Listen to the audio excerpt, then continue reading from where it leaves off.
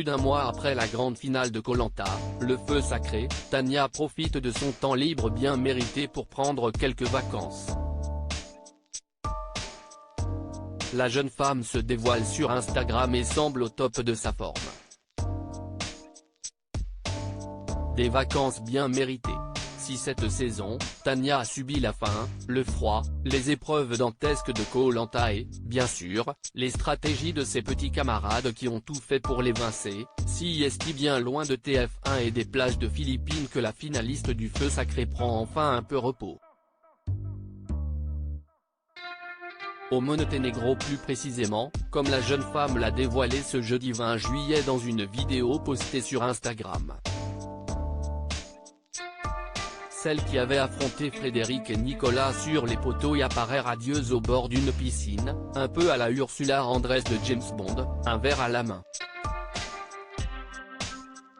Que devient Tania, la finaliste de Koh Lanta, le feu sacré? En commentaire, Tania Kakarevitch écrit Monténégro Vibes. PS, je viens tout juste de m'apercevoir que mon maillot de bain est à l'envers.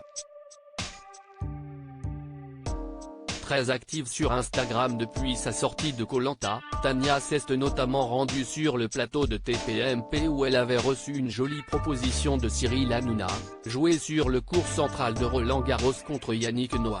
Il faut dire que tous deux sont de très bons joueurs de tennis. Et l'animateur de C8 a tenu sa promesse, comme le prouve cette photo publiée sur les réseaux sociaux. Que devient Frédéric, le gagnant de Koh Lanta, le feu sacré? De son côté, Frédéric, sacré grand gagnant de Koh Lanta, le feu sacré le mardi 13 juin dernier, fit le parfait amour avec son compagne Marine. Les deux tourtereaux se sont même mariés le 1er juillet avant de partager quelques photos de la cérémonie. Niveau professionnel, ce dernier compte utiliser ses 100 000 € de gains pour ouvrir un bar à cocktail à Paris. Enfin, malgré les nombreuses critiques en ligne reçues, Frédéric est très actif sur Instagram. Que devient Nicolas, le finaliste malheureux de Koh Lanta, le feu sacré? Au lendemain de la finale de Koh Lanta, le feu sacré, celui qui s'était fait éliminer par surprise à l'issue de l'épreuve des poteaux, nous avait confié vouloir avant tout reprendre son petit quotidien. Ce Koh Lanta a été une parenthèse géniale mais la vie est faite de plein de parenthèses.